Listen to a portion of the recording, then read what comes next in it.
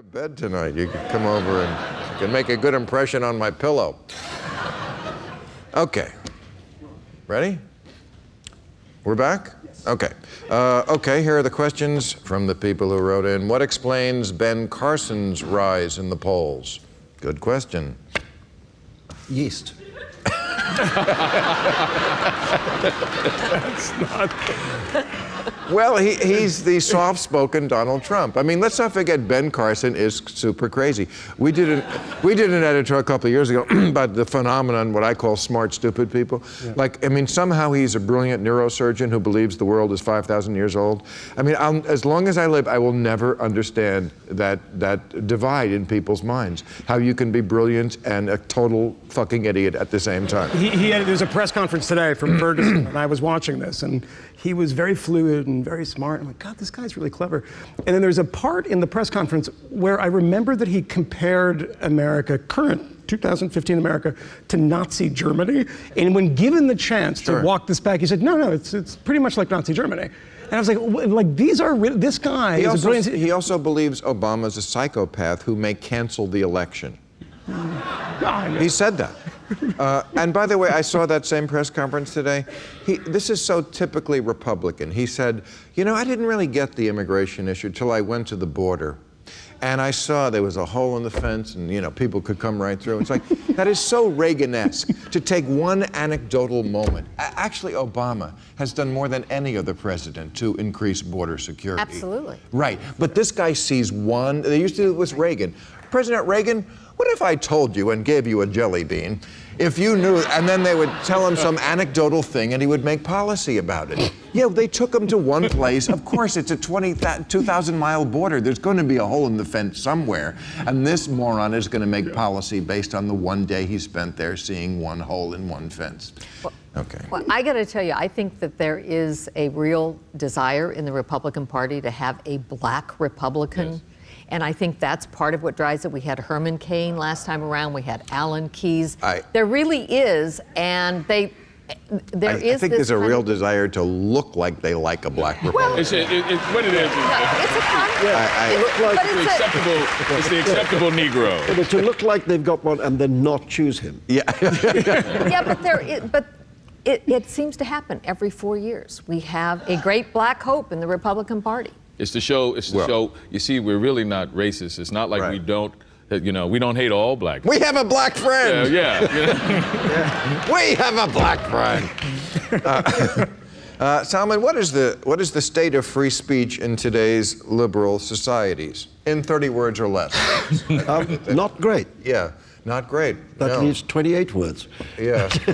No, and I think a lot of it has to do with PC. A lot of it has to do with, people accepting the idea that you shouldn't upset people and that should be a limiting point on speech. Right, that it's on us if someone gets upset. If somebody riots at Benghazi and 20 other cities because there was a movie made about the prophet, then, that's on you for making the movie. Exactly. That's insane. It's insane. Because there are plenty of things that upset me. Right. And see above Donald Trump. Right, yeah, right. Upsets me, but that doesn't mean I think he's, well, actually, it sort of does mean I think he should be eradicated. But I try hard to pretend I don't think that.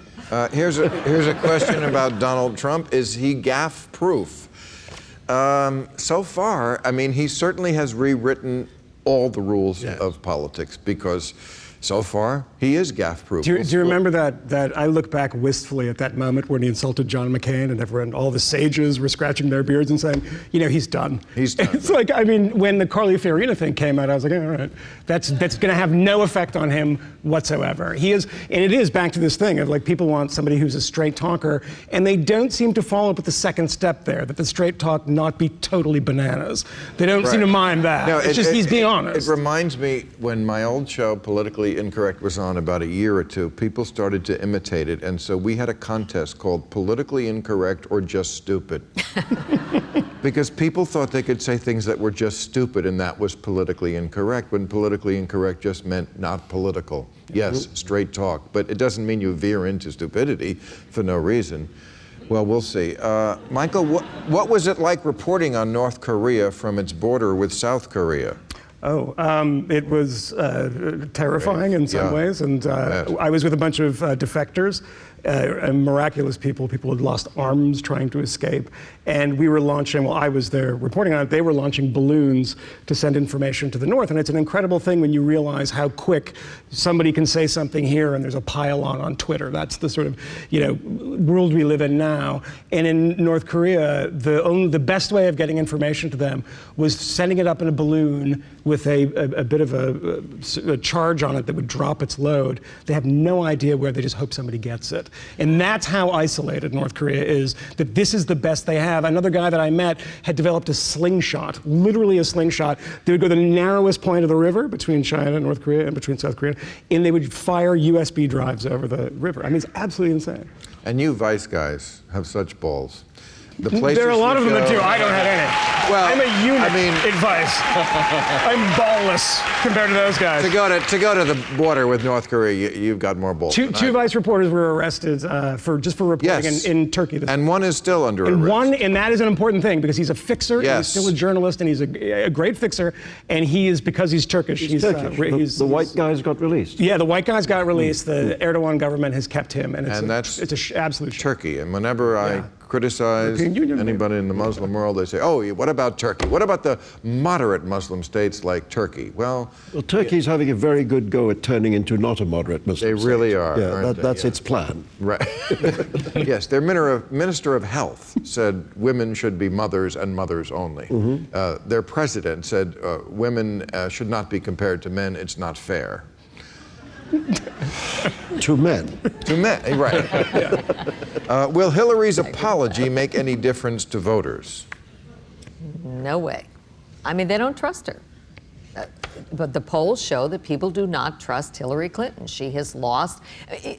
In politics, women start out with a kind of reservoir of trust. People tend to think women are more honest, they're more ethical.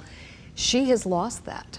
But just tell me, on what planet was someone hurt by this email scandal? Well, we don't know on what planet someone was hurt because, in fact... I don't think it was Earth. No, Bill, I'm sorry. If, in fact, she had classified information that dealt with satellite... What she says she didn't, but there are people in the intelligence community that said she did.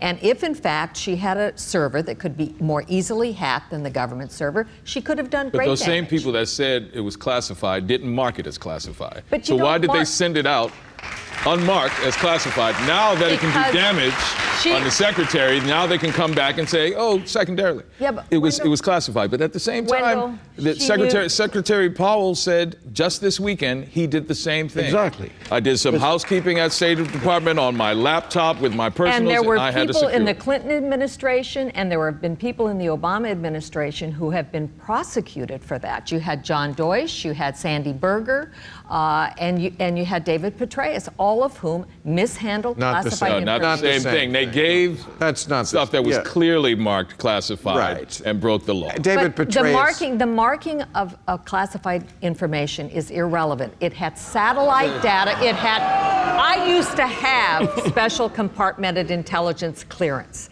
I know about this. I was in the White House. I handle classified information. It doesn't have to be marked. If it contains satellite data, you know it's classified.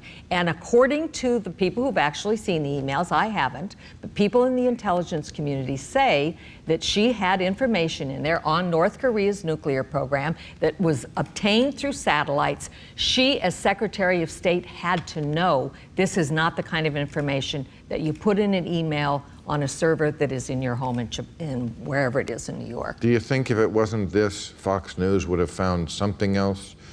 Or do you think it's just this? I think, Bill, you want to know what I think? I think the Republicans would love to run against Hillary Clinton. And I actually agree that Joe Biden, there's something sort of fresh about him. He's a guy who says what he believes. He says what he believes. I mean, I like Joe, and there's a lot of things you could say about him. Fresh. Fresh is not the first word that comes to mind. I don't agree. Fresh in a stale kind of way. The guy says, the guy is, you know, he doesn't do what Trump does, but he does say what's on his mind. And people like that. Fresh, like the Kool and the Gang song. Alexandra, can Republicans appeal to young people by championing deregulation for companies like Uber? Why are you asking me about appeal? Sorry, my mic didn't work. Oh, yeah. Oh, do a little stand-up for us. I would Do a hunk. I don't know Do anything. your airline hunk. Come on. It's always funny. I don't really know anything about appealing to Republicans, so I don't know how to answer that question. But it is interesting that the tech companies have had a free ride because they've given so much money to the Democrats that the Democrats have left them alone. I mean, they have not gotten in Do you there. use Uber?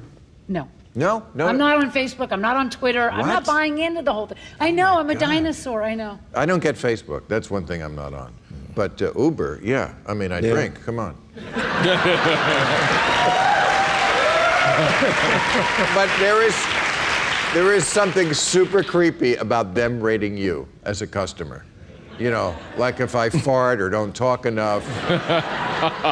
That's something super creepy. You must use them in the Yeah, but they ask you as you get out, would you please give me a 5-star rating? Right. Right. Well, this is the equivalent of like me, every TV show. Like us on Jesus. I give everybody a 5-star rating. I don't Yeah, want them coming round. They know where I live. Wouldn't it be ironic if after all you've been through, It was finally an Uber driver. It was fucking Uber. Thank you very much, ladies and gentlemen. We got it.